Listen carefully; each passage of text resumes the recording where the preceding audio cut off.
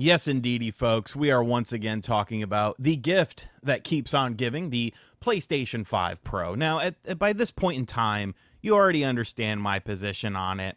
I'm not really super interested in the thing, but I am interested in the stories surrounding it because who knows? Maybe eventually one day I will want one of these. As it stands right now, at least even before we get a proper state of play, which is allegedly on the horizon, they haven't really shown enough to make me super interested in the product, and I feel like a lot of people feel that way. But for this video, I kind of just want to present some facts, some evidence of some PlayStation 5 Pro enhanced games, sort of the things that are going on within them, and then let you guys sort of decide how you feel about it. Maybe at the end, I'll kind of give a little bit of an opinion on it, but this information is coming to us from Digital Foundry. Now, Digital Foundry is, of course, kind of the leader in tech analysis stuff. I honestly feel like people, they lean too much into some of this tech analysis stuff. I get it with like new systems and stuff. It's interesting, but like for every freaking game that comes out, I don't need to know if a game dips to 59 frames per second instead of 60 once in a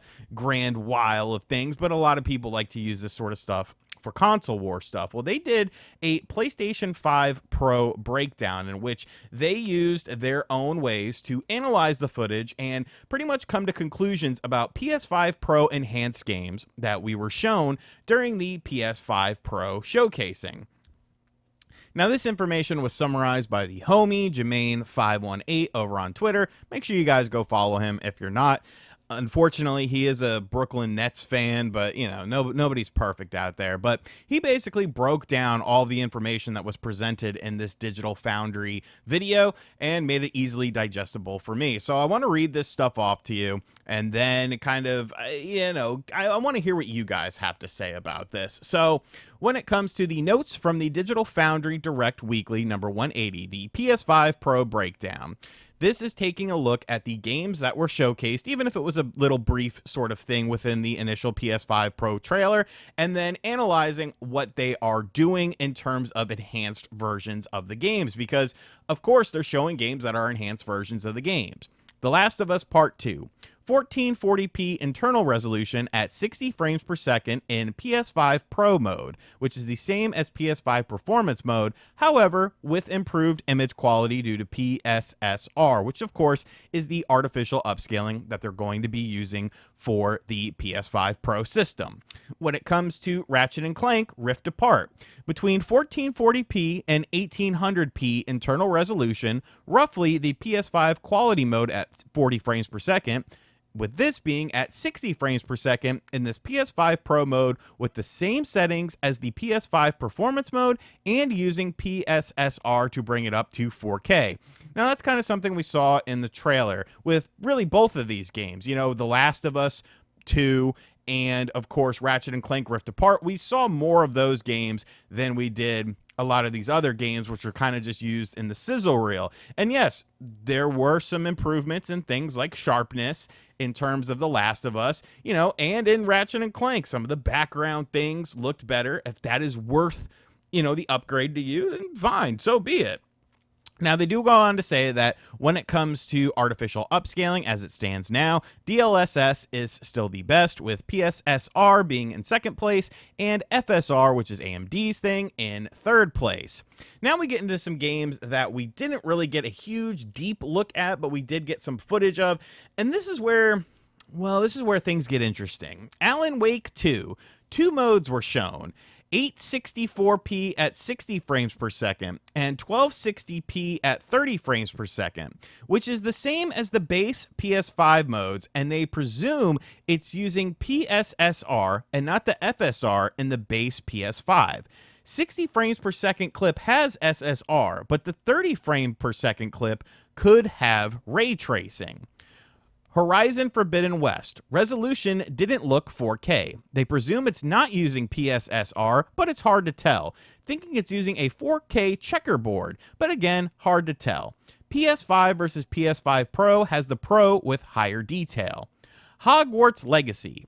Ray tracing reflections look better on the PS5 Pro, but has some visual noise in the background. Ray tracing shadows might be mixed with SSR, but look to be an improvement over the base PS5. 30 frames per second in the footage, but presume it will have 60 frames per second modes as the base PS5 has it. Gran Turismo 7.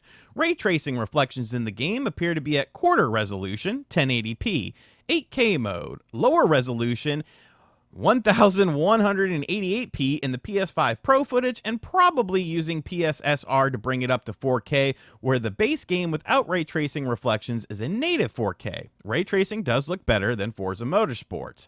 Now, this is the game that was actually kind of a bigger deal, I feel, than a lot of people are realizing, and that's Dragon's Dogma 2. Dragon's Dogma 2 looks to be running at 60 frames per second, which might be using PSSR. As it stands now, Dragon's Dogma 2 is a 30 frame per second game, so that's actually something pretty good. Assassin's Creed Shadows looks to be running at 864p at 60 frames per second. These are the analysis of the footage that was shown and nothing else. Digital Foundry experts expect some of these games to have multiple PS5 Pro modes, but that remains to be seen. So what I'm reading here, and this is just what I'm reading, and this is just the factual information that is provided from us. A game like Assassin's Creed Shadows is going to run at 60 frames per second at 864p. A game like Alan Wake 2 has a 864p at 60 frames per second mode. And something that a lot of people are starting to learn with this system is that the PS5 Pro is not going to make your favorite game, or a game that maybe you waited for an enhanced version to come along with. It's not going to make that game a 4K 60 FPS game. There's still going to be lots of games that have bottlenecking issues. And yes, some of these things can be, improved upon over time as the artificial intelligence learns the games and stuff like that. Like, there can be improvements done to make higher resolutions and higher frame rates. This is just raw data, raw numbers. And when I look at this raw data and raw numbers, I think some of this stuff is going to surprise a lot of people, because when I read this, I was initially surprised. To have something that's at less than 1080p, 60 frames per second on an absolute premium system that does not come with a disk drive, that to me, I don't know. To me, that just seems, not exactly, top of the line premium stuff. And I understand that there's only so much you can do when it comes to certain games. And, now allegedly Grand Theft Auto 6 is still going to be 30 frames per second, no matter what you play it on, but it might look a little better on the PS5 Pro, have better lighting and stuff like that. And I think, for some people that will be good, but just for me, it's like, I think my big question is, who is at fault here? Is it the game developers or the game hardware manufacturers? Because at this point in games, if we're talking about modern platforms, not stuff that's using 10-plus-year-old technology like the Nintendo Switch, not trying to take a swipe at the Switch or anything like that, but if we're talking about modern platforms and we're still struggling to have the games envisioned by the developers how they're supposed to be envisioned at a baseline of 1080p 60 frames per second, like, something is wrong. Something is really wrong here. And I don't know if it's the scope of the games is just too big for the hardware, or the hardware is too difficult to work on. Like, I don't know what it is. But when I see this kind of stuff, I don't know, man. It's honestly a little bit shocking. And I think some people are going to be a bit taken aback by this. The whole 4K 60 frame per second baseline. Remember that Aaron Greenberg talked about with Xbox? That was going to be the baseline. We're still not there yet.